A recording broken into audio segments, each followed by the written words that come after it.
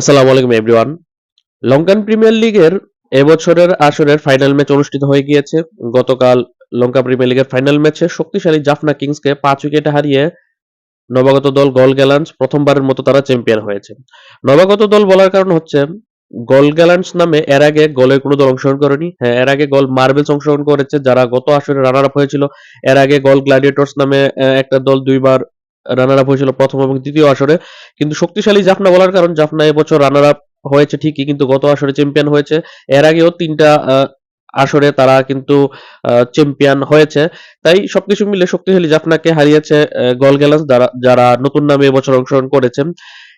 সেই গল গ্যালান্টসই গতকাল ম্যাচ শেষে গল গ্যালান্টসের অন্যতম একজন কর্ণধার বা অন্যতম একজন ওনার সারাথ শ্রীরামজু বাংলাদেশি সাংবাদিকদের সাথে আলাপকালে বিপিএল এ দল কেনার আগ্রহের কথা জানিয়েছে। এমনকি উনি বিপিএল এর দল কিনতে বাংলাদেশি কিছু লোকের সাথেও কথা বলার কথা রয়েছিল গতকাল, সেটা হয়ে উঠতে পারেনি। তবে উনি নাকি বিসিবির সাথে যোগাযোগ করছে। তবে সাংবাদিকদের প্রশ্নে যে বিসিবির কোন কর্তার সাথে কথা বলছে উনি সেটা খোলাসা করেনি, যেহেতু এখন পর্যন্ত কোনো কিছুই আসলে কংক্রিট হয়নি বা এখন পর্যন্ত কোনো কিছু কনফার্ম হয়নি, যার কারণে উনি কারো নামই ডিসক্লোজ করতে এখন স্বাচ্ছন্দ্য বোধ করছেন না, অর্থাৎ কারো নাম নিচ্ছে না। আলোচনা চলছে এবং বলেছে যে গতকাল যেহেতু তাদের এলপিএল এর ম্যাচ শেষ হয়েছে তারা খুব ভালোভাবে পরিকল্পনা করছে বাংলাদেশের দল নেওয়ার। এমনকি উনি যেহেতু একজন ভারতীয় বংশোদ্ভূত এবং ভারতীয় নাগরিক, যার কারণে উনার বাংলাদেশ, ভারত এবং পাকিস্তানের দেশগুলোর যে ক্রিকেট উন্মাদনা সম্পর্কে উনার ভালোভাবে জানা আছে, যার কারণে মূলত উনি বাংলাদেশি দর্শকদের উন্মাদনার কথা মাথায় রেখে বিপিএল এর দল নেওয়ার কথা ভাবছে। তবে এখানে একটা কিন্তু রয়েছে। প্রথম কথা হচ্ছে বিপিএল এবছর এখন পর্যন্ত কিন্তু চূড়ান্তভাবে নিশ্চিত হয়নি কবে বিপিএল হবে, যদিও একটা গুঞ্জন রয়েছে জানুয়ারি ফেব্রুয়ারিতে হতে পারে।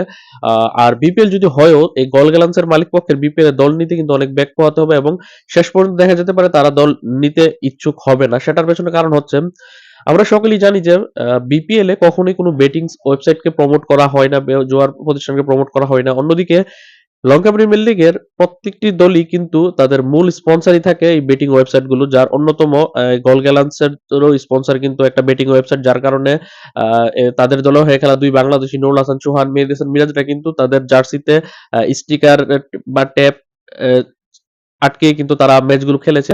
এখন যেই দলের ভিত্তিতেই হচ্ছে বেটিং ওয়েবসাইটের উপর স্পন্সরশিপের উপর ভরসা করে তারা দল পরিচালনা করে, সেই জায়গায় যদি বিপিএল এ তারা দল নিতে চায় সেক্ষেত্রে কিন্তু তারা সেই সুযোগটা পাবে না। কারণ বিপিএল এ বাংলাদেশি আইনে সেটা এলাও করবে না। সেক্ষেত্রে হয়তোবা শেষ পর্যন্ত তারা ওই বেটিং ওয়েবসাইট গুলো ছাড়া কিন্তু তারা আসলে সার্ভাইভও করতে পারবে না। কারণ তাদের আসলে ভিত্তিগুলো আসলে এসব লঙ্কা প্রিমিয়ার বিপিএল নিয়ে অনেক সমালোচনা হলেও কিন্তু বিপিএল এর কিন্তু একটা আদর্শ রয়েছে যে তারা বেটিং ওয়েবসাইট গুলো প্রমোট করে না। ওই জায়গাতে লঙ্কা প্রিমিয়ার লিগের ভিত্তিটাই হচ্ছে বেটিং ওয়েবসাইটের উপর, যার কারণে ওইসব লিগে কিন্তু প্রায় প্রতি বছরই ফিক্সিং হয়, প্রতি বছর দল পরিবর্তন হয়। সেই হিসাবে কিন্তু বিপিএল এ পরিবর্তন হয়। তবে বিপিএল এ কিন্তু কিছু দল রয়েছে যারা ক্রোর দল, তারা প্রতি আসরে অংশগ্রহণ করে, কিন্তু এলপিএল এ প্রতি বছর দল পরিবর্তন হয়। এই বেটিং ওয়েবসাইট গুলোর অনেক আধিক্য থাকে। সেই হিসেবে শেষ পর্যন্ত গল গ্যালান্স মালিক বিপিএল এর দল নিতে হলে তাকে সেই বেটিং ওয়েবসাইট গুলোকে পেছনে ফেলে তারপর সামনে এগিয়ে এসে বিপিএল এ দল নিতে হবে। সেক্ষেত্রে তাদের সার্ভাইভ করাটা কষ্টসাধ্য হয়ে যেতে পারে। সেই হিসেবে হয়তোবা শেষ পর্যন্ত আপনারা দেখবেন বিপিএল হলেও গল গ্যালান্সের কোনো দল থাকবে না। এটা অগ্রিম ভবিষ্যৎ বলেই দেওয়া যায়।